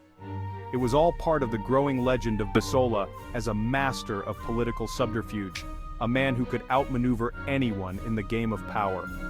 A group of party insiders huddled together in one corner of the hall, their eyes fixed on the stage. One of them, a veteran politician known for his sharp tongue, leaned in and whispered to his colleagues, "You see what's happening here? Bisola probably sponsored half of these guys to run against him. It's genius if you think about it. He lets them come up, take their shot, and then, bam! They all come crawling back to him. Makes everyone else too scared to even try." Another insider, a former aide to one of the candidates, nodded in agreement. The man is playing chess while the rest of them are playing Ludo. By the time they realize what's happened, he's already 5 moves ahead. This is why they call him the Kingmaker. Yeah, a third added. It's like watching a play where you already know the ending. They knew they couldn't beat him, so they decided to save face and get back in line before it's too late. Except for Reverend Igweh, of course. He's too stubborn for his own good. As the evening wore on and it became clear that Bisola had won over nearly all his adversaries, the scene was analyzed and debated by political commentators across the nation. One of the most memorable moments came during a live broadcast, where Gideon Asoradun, a leading commentator known for his sharp wit, summed up the night with an unforgettable observation. While other candidates were busy buying votes during the convention, Chief Bisola Eleniyan was busy buying the other contesting candidates, Gideon remarked with a knowing smile. Then, shaking his head in a mixture of awe and resignation, he added, "What the bullion van cannot buy does not exist." The only significant contestant who did not return to Bisola's fold was the Vice President of Muguland, Reverend Olabode Agbejoro. His defiance, however, would prove to be his undoing. Bishop Agbejoro, who had declared his intention to run for the presidency in a dramatic midnight video just weeks earlier, stood firm in his decision to challenge Bisola. Unlike the other contenders, he did not waver. When his turn came to speak, he made it clear that he would not step down. He delivered a passionate speech about integrity and new leadership, but the crowd's reaction was lukewarm at best. When the votes were tallied, the result was a crushing defeat for the vice president. He had not only lost to Chief Bisola Eleniyan but had done so in an embarrassing fashion. Many opined that he should have simply taken a knee like the others, that by doing so he could have retained some dignity and possibly secured a future political role. Instead, he was mocked by his own former supporters and by the public at large. In the days following the convention, Bishop Agbejoro disappeared from public view. Once a respected figure, he became a pariah, shunned by many in his Yorubawa community. Even now, after leaving office, he is rarely seen in public, a shadow of the man who once stood beside Chief Eleniyan as his trusted lieutenant. Indeed, there is a heavy price to pay for political betrayal. The night of the return of the prodigals was an awe-inspiring spectacle of political power and control. Bisola Eleniyan had not just won the party's nomination, he had dominated it, bending even the strongest wills to his own. The message was clear. Bisola was the undisputed leader of the Agodongo People's Party, and anyone who dared to oppose him would face the consequences. As the party's presidential candidate, Bisola now set his sights on the general election, confident that his control over the party would carry him to victory. But the road ahead was still fraught with challenges, and the nation waited to see how this master tactician would navigate the final and most dangerous phase of his long journey to the Buja Citadel. The day that all of Muguland had been waiting for finally arrived after 6 weeks of relentless and brutal campaigning by all sides. The stakes had never been higher, and the atmosphere across the nation was tense, with everyone wondering whether this election would be a turning point or a continuation of the status quo. Bisola Eleniyan, having secured the APP's presidential ticket in a manner that left no doubt about his dominance within the party, was now facing his fiercest competitors on the national stage. Paul Igweh, the man who had ignited the hopes of millions, particularly the youth, with his message of integrity and change, and Alhaji Haruna Tanku, the veteran politician who was determined to make his last run for the presidency count, were formidable opponents. Meanwhile, Yemi Aluda, with his radical Burn It Down Now campaign, continued to agitate for a complete overhaul of the system, appealing to those disillusioned with all the traditional options. The election had been marred by vitriolic attacks, passionate rallies, and heated debates. It was a campaign unlike any other, with social media playing an unprecedented role in shaping public opinion. The nation was divided, and tensions were high as voters headed to the polls. As voting commenced, reports began to emerge of widespread failures with the BCAS, biometric counting accreditation system machines, which were supposed to ensure a free and fair election by accurately verifying voters' identities and transmitting results electronically.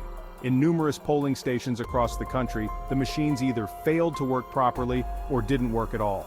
This led to significant delays, long lines, and frustration among voters. However, the real crisis began after the polls closed and the results were expected to be transmitted electronically from the polling stations to the central collation centers. Paul Igweh, the candidate of the Working People's Party, WPP, had garnered significant support, and as the initial results started coming in, it appeared he was on course to win the election. Then, mysteriously, the BCAS machines responsible for transmitting the results failed at midnight. Suddenly, the nation was plunged into confusion. By the time morning arrived, the Muguland Electoral Board, or MEBO, announced that due to a technical failure in the BCAS system, the results would have to be manually counted and transmitted, a process notorious for its unreliability and susceptibility to manipulation. As the manual results started trickling in, a dramatic shift occurred. Where Igweh had once been leading, the numbers now showed Bisola Eleniyan pulling ahead. The shift was met with widespread disbelief and accusations of rigging. Social media erupted in outrage with the hashtag #BCASFail trending across all platforms as Igwerians and other opposition supporters cried foul. How does a system just happen to fail right when Igweh is about to win? An Igwerian tweeted, "They think we're fools. This is rigging, plain and simple." In response, the Muguland Electoral Board, or MIBO, claimed the failure was purely technical and that the switch to manual counting was necessary to ensure every vote was accurately counted. The accusations of rigging intensified as the day wore on. In some areas, clashes broke out between supporters of different candidates, with allegations of voter intimidation and ballot tampering adding to the chaos. Despite these issues, the Election Commission insisted that the problems were being addressed and urged voters to remain patient. Bisola Eleniyan's camp, for their part, dismissed the accusations as baseless. In a statement released by his campaign, they described the BCAS failures as unfortunate technical glitches and accused the opposition of desperation and fear-mongering. "This is the most transparent election Muguland has ever had," the statement read. "Our opponents are simply trying to discredit the process because they know they cannot win." As the manual results continued to come in, Muguland held its breath. The BCAS controversy had cast a shadow over the election, and many feared that the outcome, whatever it might be, would lead to further unrest. The nation was on edge, with everyone anxiously awaiting the final results. For Bisola Eleniyan, the stakes were enormous. After decades of being the kingmaker behind the scenes, this was his moment to claim the throne for himself. But the path to victory was fraught with challenges, and the controversies surrounding the election threatened to undermine everything he had worked for. As the initial results began to trickle in, it became clear that this would be one of the most contentious and closely watched elections in Muguland's history. The future of the nation hung in the balance, and no one could predict what would happen next. The night was far from over, and the drama was just beginning. The morning after the election, Muguland awoke to a country on the brink. The results were in, and despite the controversies surrounding the malfunction of the biometric counting accreditation system and the widespread allegations of rigging, Bisola Eleniyan was declared the winner of the presidential election. But instead of jubilation, the announcement was met with disbelief, anger, and a sense of betrayal that swept across the nation. The Muguland Electoral Board held a press conference early in the morning, where the chairman, flanked by security officials, announced the final results. With a measured and unwavering tone, he declared that Bisola Eleniyan had won the election with a narrow margin, securing just enough votes to avoid a runoff. The declaration was followed by a brief statement urging the nation to accept the results and move forward for the sake of peace and stability. But the words rang hollow for many Mugulanders. The images of long lines of frustrated voters, the unexplained failures of the BKS machines, and the sudden shift in results after manual counting had created a perfect storm of suspicion. For the millions who had supported Paul Igweh and other opposition candidates, the announcement felt like a betrayal of their democratic rights. Social media platforms were flooded with accusations of fraud and rigging, with the hashtags #StolenMandate and #RiggedVictory trending almost immediately.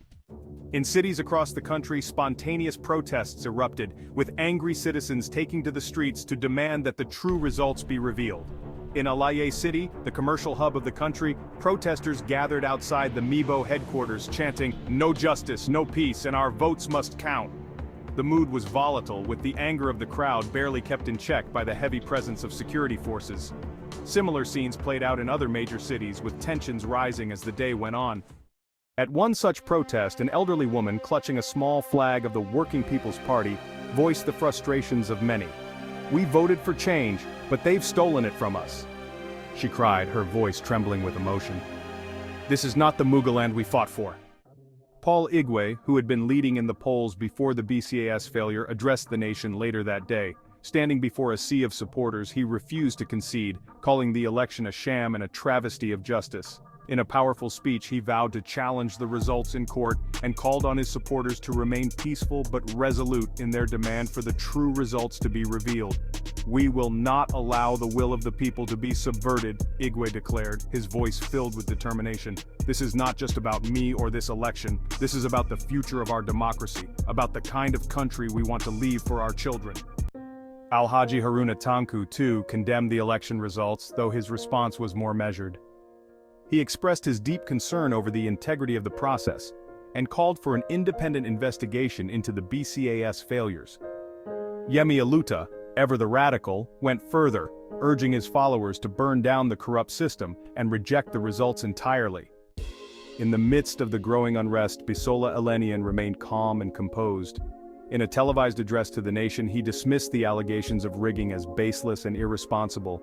He called on Mugulanders to accept the results and work together to build a better future.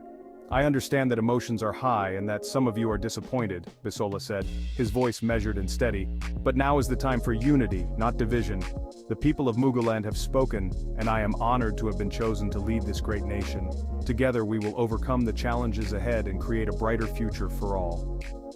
But Bisola's words did little to quell the outrage.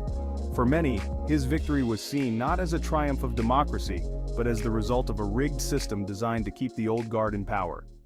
As night fell on Muguland, the situation remained tense. Protests continued in many parts of the country, with the threat of violence looming large. The streets of Alaye City were filled with the sounds of chanting protesters and the heavy presence of security forces. The nation was on the brink, with the fragile peace hanging by a thread. In the days that followed, the battle over the election results would move to the courts, where the opposition hoped to overturn what they saw as a stolen victory. But for now, Muguland was a nation divided, its people caught between hope and despair, anger and resignation. Bisola Eleniyan had won the presidency, but the cost of that victory was yet to be fully realized. The disputed election had left deep scars on the nation, and the road ahead would be fraught with challenges. The battle for Muguland's future was far from over.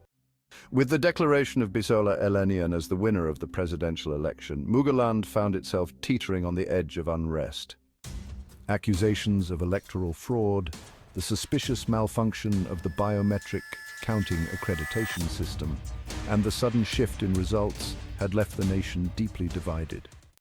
For Paul Igweh, the popular candidate who had been leading in the polls before the BCAS failures, the fight was far from over.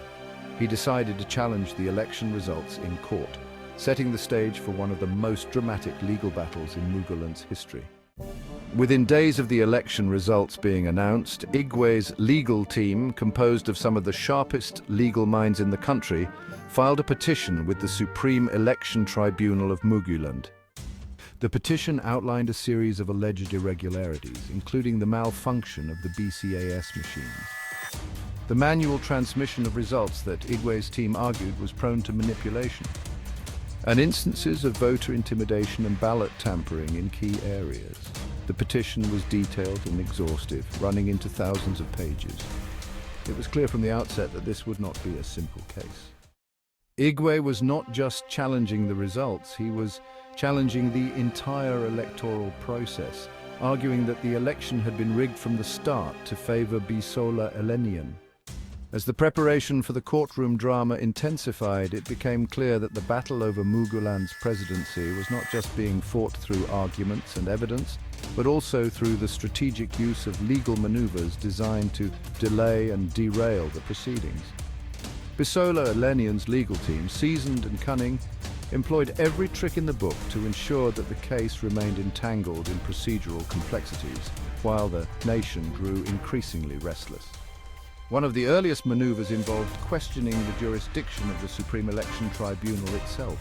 "Your Honours," Eleniyan's lead counsel argued, "we contend that this case should not be heard at this level until it has gone through the appropriate lower courts. The Constitution is clear on the hierarchy of courts, and bypassing this process would set a dangerous precedent." Igweh's team countered with equal vigor, arguing that the stakes of the case were too high for it to be relegated to a lower court. "This is a matter of national importance," Igweh's lead counsel responded. "Delaying this case by sending it through multiple lower courts would undermine the very fabric of our democracy. The Supreme Election Tribunal is the only body equipped to handle a case of this magnitude."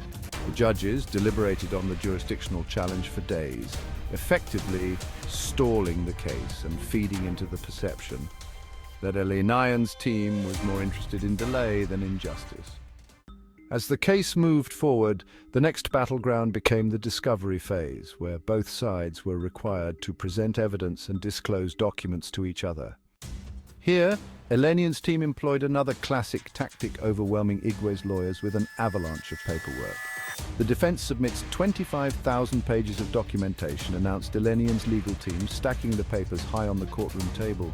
The documents ranged from financial records to obscure procedural memos, most of which were irrelevant to the core issues of the case. The sheer volume was meant to bury Igweh's team in busy work, forcing them to sift through mountains of paperwork in search of anything pertinent. Your Honours, Igweh's lead counsel objected. This is clearly a tactic designed to obstruct the process. The majority of these documents are irrelevant and serve only to waste the court's time and resources. Despite the objections, the court ruled that both sides were entitled to pursue exhaustive discovery, further delaying the proceedings as Igweh's team struggled to wade through the mountain of documents. One of the most controversial maneuvers came when Eleniyan's team began challenging the admissibility of key witnesses. Igweh's lawyers had lined up several critical witnesses who were prepared to testify about the irregularities they had observed during the election. However, Eleniyan's team systematically filed motions to disqualify these witnesses on various technical grounds. In one instance, a key witness who had filmed incidents of voter intimidation in Alaye City was barred from testifying because the defense argued that the footage could not be authenticated without the original camera and memory card being presented. This witness's testimony is nothing but hearsay without the original device, Eleniyan's lawyer argued. Despite protests from Igweh's team, the judge ruled in favor of the defense, declaring the witness's testimony inadmissible. The ruling was a significant blow to Igweh's case, and the public reaction was one of growing frustration. The footage, which showed thugs allegedly working for Eleniyan's party harassing voters, would never be seen in court. As the trial dragged on, Eleniyan's team continued to file motions for adjournments on various pretexts. They cited the need for more time to gather evidence, the unavailability of key legal team members, and even personal health issues.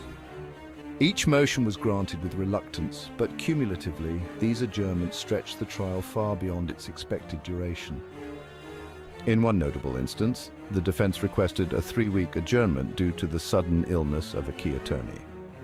The timing was suspicious, coming just as Igweh's team was gaining momentum with a new line of questioning. The court, perhaps erring on the side of caution, granted the adjournment, but the public saw it for what it was, another tactic to buy time. Public outrage and restlessness. As the legal battle wore on, the public grew increasingly restless. The prolonged proceedings, coupled with the perception that Eleniyan's team was using every trick in the book to avoid a fair trial, stoked tensions across the country. Protests became more frequent, and the atmosphere in Muguland grew increasingly volatile. Social media platforms buzzed with anger and frustration. The hashtags "Justice Delayed" and legal maneuvers trended daily as citizens voiced their discontent.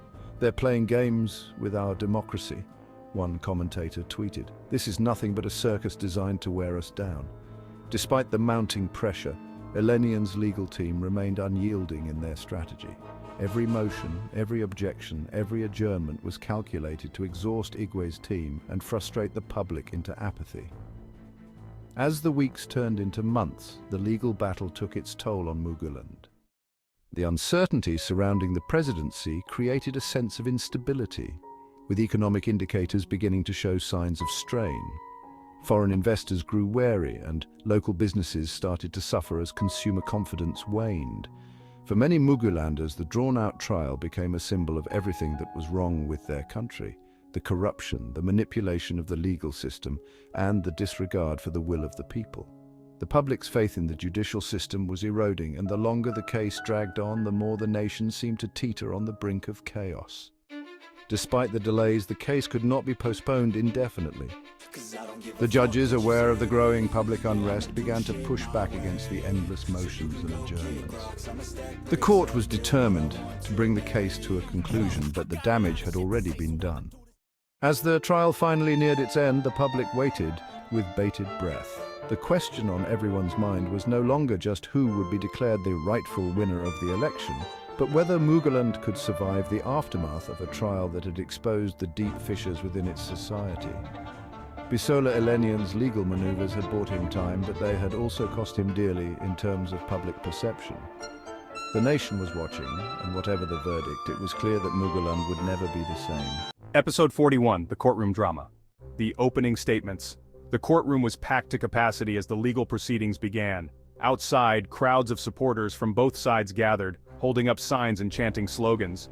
The atmosphere was electric, with the nation's attention firmly fixed on the unfolding drama.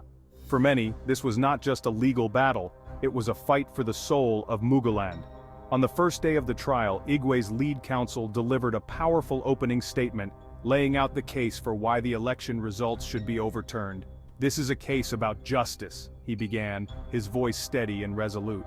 "It is about whether the will of the people will be respected or whether we will allow a flawed and compromised process to stand. The evidence we will present will show, beyond any doubt, that this election was not free, it was not fair, and it was certainly not credible." The opening statement was met with murmurs of approval from Igweh's supporters, both inside and outside the courtroom. The legal team then began presenting their evidence, which included testimony from polling agents, IT experts who had monitored the BCAS system, and voters who had witnessed irregularities firsthand. The defense strikes back. Bisola Eleniyan's legal team was equally formidable. They were quick to dismiss the allegations as baseless, arguing that the election had been conducted in accordance with the law and that the BCAS failures, while unfortunate, had not affected the overall outcome. "This is nothing more than a desperate attempt to overturn the will of the people," Eleniyan's lead counsel argued.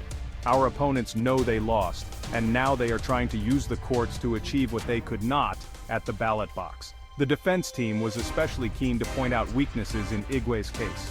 During a particularly tense cross-examination, Eleniyan's lead counsel honed in on Igweh's team could not provide specific numbers of votes that were allegedly stolen, nor could they pinpoint exactly where these discrepancies occurred. "Mr. Bisola," the defense counsel began, addressing one of Igweh's key witnesses, "you've claimed that votes were stolen from your candidate. Can you tell this court exactly how many votes were stolen and from which polling stations?" The witness, a regional coordinator for Igweh's campaign, hesitated before responding. "We believe the numbers are significant, but due to the BCAS failures, we don't have precise figures." The defense counsel seized on this uncertainty. "So, to be clear, you're alleging theft of votes without knowing how many were stolen or from where. And isn't it true that your campaign did not have representatives at every polling station, particularly in the regions where you claim the most egregious fraud occurred?" The witness's silence spoke volumes, and the defense pressed further. "Without this crucial information, your allegations amount to speculation, do they not?" Another critical moment in the trial came when Igweh's team attempted to prove that the BCAS system had not malfunctioned, but rather had been deliberately tampered with. To do this, they brought in a witness they claimed was an expert in Microson server management. "Mr. Eleniyan," Igweh's counsel began, "can you explain to the court your experience with the Microson servers used by the MEBO?" Eleniyan, a self-assured IT professional, responded confidently, "I've worked with similar server systems and have extensive knowledge in cybersecurity." The defense counsel wasted no time in cross-examining. "Mr. Eleniyan, you stated that you are an expert in Microson server management. Have you ever worked directly with Microson offices before, or did you have access to the specific servers used in their offices for this election?" Eleniyan hesitated. "No, I haven't worked with Microson company directly, and I have not been to their offices to see the specific servers used in this election, but I'm familiar with their architecture." The defense counsel pressed on. "To be clear, you've never actually worked for Microson company, nor have you ever left Muguland to visit any of their facilities abroad so you can see the actual servers used or yourself?" Eleniyan's confidence wavered. "That's correct, but you're here to testify as an expert on a system you've never directly worked with, and to talk about what happened to a specific server you have never seen or seen in operation at their location." The defense counsel's voice dripped with incredulity. The mistake was glaring, and the defense was quick to exploit it, casting doubt on the credibility of Igweh's technical arguments. The court buzzed with murmurs as it became clear that Igweh's team had brought forth a witness whose expertise was not as solid as they had claimed. They had brought a technician who had never been to Microson office and who had never had access to the specific servers used for the election, and presented him as a staff of Microson Corp who could tell the court whether there was a server failure at the Microson office or not. In an effort to further bolster their case, Igweh's team presented a series of videos showing alleged voter intimidation and violence, particularly in the southern Yoruboa regions, including Alaye City. The videos were graphic and disturbing, showing Okorobians from the east being harassed and beaten at polling stations, and in some instances, being turned away altogether. The footage also captured scenes where thugs, allegedly working for Eleniyan's Agodongo People's Party, were seen patrolling polling booths, intimidating voters, and in some cases, physically assaulting those who refused to vote for their candidate. These videos are clear evidence of widespread voter suppression and intimidation, Igweh's counsel argued. This court cannot ignore the blatant disregard for democratic processes that occurred under the watch of the Agodongo People's Party. However, the defense immediately challenged the admissibility of the videos. They argued that the footage could not be authenticated and that the individuals who recorded the videos should have been brought in to testify in person. The lead defense counsel stood up, addressing the court with a pointed tone. "Your Honors, these videos are nothing more than hearsay. Without the testimony of the individuals who recorded these events, we have no way of verifying the authenticity or the context of these videos. They should be dismissed outright." After deliberation, the judges ruled in favor of the defense. The videos, while compelling, cannot be admitted as evidence without the presence of the individuals who captured them. They are hereby declared inadmissible, the lead judge announced. The ruling was a significant blow to Igweh's case. The evidence that could have vividly illustrated the extent of the voter intimidation was now effectively silenced in the courtroom, much to the frustration of Igweh's supporters. As the trial neared its conclusion, both sides delivered their final arguments. Igweh's team painted a picture of a corrupt system that had robbed the people of their rightful choice, while Eleniyan's team argued that the election had been fair, and that the legal challenge was an attempt to subvert democracy. "The people of Muguland deserve better," Igweh's lead counsel declared in his closing argument. "They deserve to have their voices heard, their votes counted, and to have their will respected. We ask this court to do what is right, what is just, and to restore faith in our democracy." Eleniyan's counsel, in contrast, warned against the dangers of overturning an election based on what they called unproven allegations and speculation. "This court must not be swayed by emotions or political pressure," he argued. "It must uphold the law and protect the stability of our nation." As the judges retired to deliberate, the nation held its breath. The outcome of the case would have far-reaching implications, not just for the presidency, but for the future of Muguland's democracy. Would the court uphold the election results, or would it side with Igweh and declare the election invalid? Outside the courthouse, supporters from both sides continued to gather, waiting anxiously for the verdict. The tension was palpable, with many fearing that the court's decision could lead to further unrest, no matter which way it ruled. For Bisola Eleniyan, the stakes were nothing less than his political future and the legitimacy of his presidency. For Paul Igweh, it was a last-ditch effort to reclaim what he believed had been stolen from him. And for the people of Muguland, it was a moment of reckoning, a test of whether justice would prevail in their troubled nation. The verdict would soon be delivered, and with it, the fate of a nation would be sealed.